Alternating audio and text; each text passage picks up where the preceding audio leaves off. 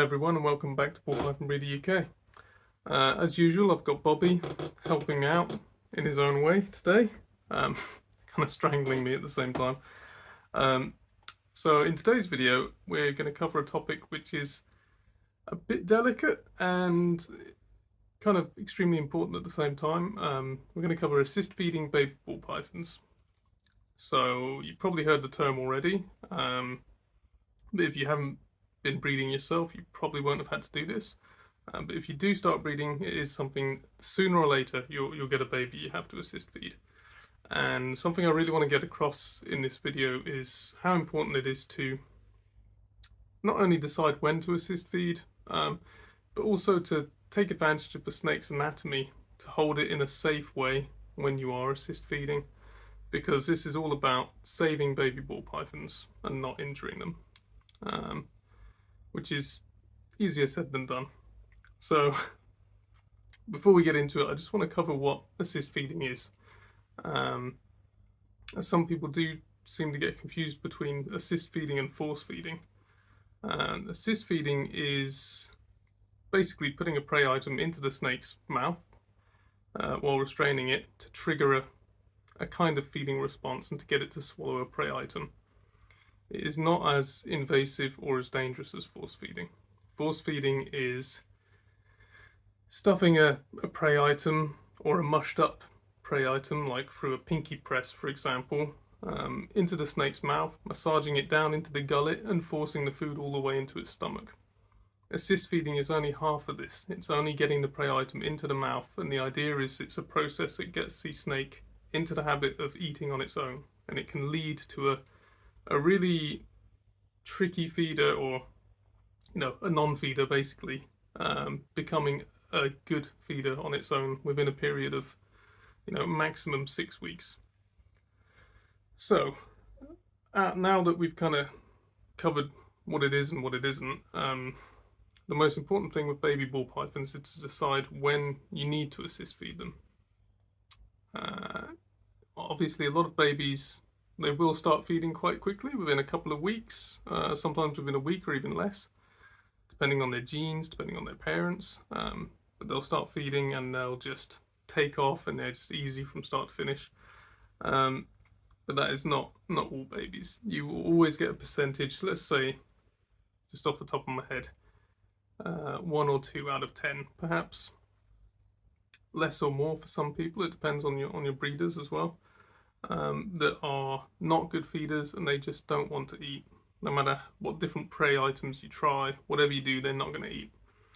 So those babies, I do give them, as long as they're of normal size, say 40 grams or heavier when they hatch, I give them at least a month to make up their minds, and I try to feed them throughout this time. After a month, I say it's time to consider assist feeding, and I start to look for signs of malnourishment on the snake. Classic signs of malnourishment, which you really won't see on Bobby here, because he's actually starting to get slightly fat. Slight to medium signs of malnourishment, I guess, are a kind of a triangular shape, wrinkles in the posterior third of the body along the flanks, sort of wobbly movements, and finally losing the fat off the sides of the head. A ball python shouldn't have a slim head. If it does, then it is getting into malnourishment. Malnourished snakes will also be a bit lethargic. So when you start seeing these signs in your baby, you don't need to hesitate anymore. You know it is time to start assist feeding. And at this point, it's kind of the point where you need to get into action and do it. But you also need to be aware of what we're going to cover next, which is how to choose the correct prey size. So if you've got a really tiny malnourished baby, it's almost always going to be a mouse pinky or a mouse fluff. If it's a larger baby, which is unusual because the chunky ones usually start off feeding well, but it can happen. If it's a larger one, then you're going to want to choose a rat pup. But the key here is to think of your baby's head as like a lever, like a seesaw. If there's too much of the prey item out of its mouth, so it's got a full-size mouse hanging out of its mouth after you put it in, it's going to feel that there's more weight outside of its mouth than in, and at that point it's just as easy or easier for it to spit the prey item out rather than swallow it. If you choose a prey item which is about the same size as the head, like a pinky or a mouse fluff, and you get that far enough into the mouth, at that point it's almost easier for the snake to swallow it than spit it back out. And that is how assist feeding works. So now I'm going to briefly go over how to hold your snake during assist feeding, because this is important, and then I'll go to a demonstration just on a couple of my babies. So basically, this is how you hold your average ball python. Assist feeding is a bit different. You do need to restrain the snake by the neck. And what I would definitely tell you is that 99 times out of 100, when you see someone handling a snake on TV, even if they're a famous herpetologist or whatever, the way they hold snakes is crap. It's cruel and it's dumb in a lot of cases, particularly with so-called zoologists handling things like big anacondas and pythons. You always see them with just the hand around the throat completely, or sometimes a hand holding the bottom of the throat and the top of the head in this kind of sense like that, and that is completely wrong. If you restrain a snake by the neck, you should always have your fingers and thumb or your hand to the sides of the jaw from above. You never have, or below, but whatever, they should always be on a horizontal plane. It is not from above and below, it's from side to side. And with assist feeding, this allows you to get your thumb and finger behind the jaw, and that helps actually open it as the snake tries to pull away. But more importantly, you're not crushing the windpipe, which is sensitive, which can lead to infections, and you're not pushing the teeth up and down into the delicate parts of the glottis, the roof of the mouth, where the entrance to Jacobson's organ and stuff like that is. So this is really important to remember. But let's head over to a demonstration and I'll show you how it works now.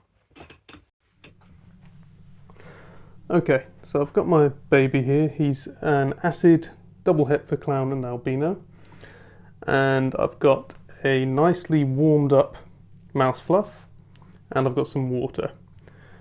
So obviously what I'm going to remember is, like I always say, if you're not sure about something, you just stop. If you're trying to hold something and it doesn't work, you just stop and do it again another time. So there's no pressure, we don't want to hurt the animal, but we do want to make sure that we're handling him on the correct plane, on a horizontal plane. So fingers behind each side of the jaw like this, not on top and below, but to the sides. And then you're going to want to pin the rest of his body with your little finger.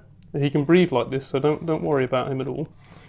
And then you dip the snout of the mouse fluff in water to make it a bit easier. And then at that point, you can sort of wiggle the mouse's nose into his mouth, and you get it in deep enough so it's touching the back of his mouth, as it were.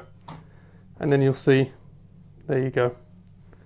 Because he was hungry and because we left it long enough and we didn't rush it, he's at the point where a warm prey item in the back of his mouth is enough to stimulate him into basically constricting, and he's kind of halfway there at this point.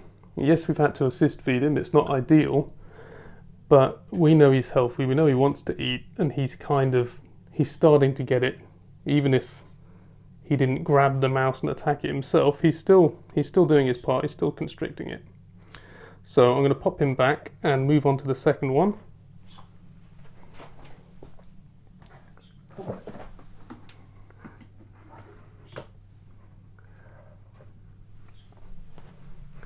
So here we have another really stubborn guy. He's a acid pastel possible het clown. I'm going to say he probably is a het clown, given how dark he is and how funky he looks.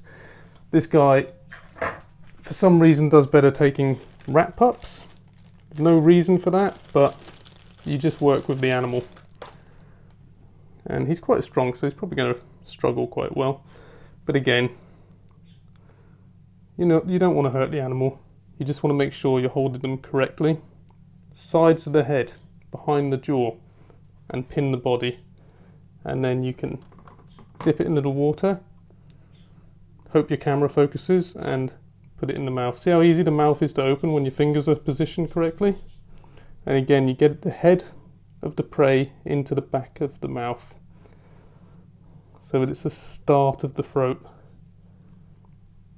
And then you let go.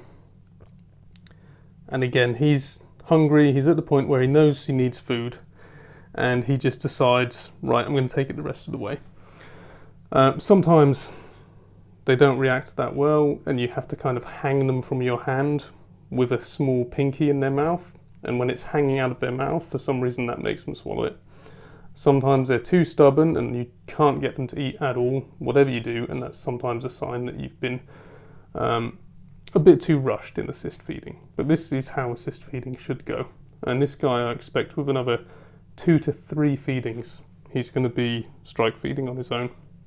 I had 9 assist feeders this year. I've used that technique on all of them, and I'm down to 2 so far. So this is how you need to do it, with a patient, thorough approach, and very careful handling. There's no rush. A few extra days isn't going to hurt. If you're not sure, just be careful. So we've just had a look at how assist feeding works, when it's done right, and when the snakes kind of play ball a little bit, which those two did.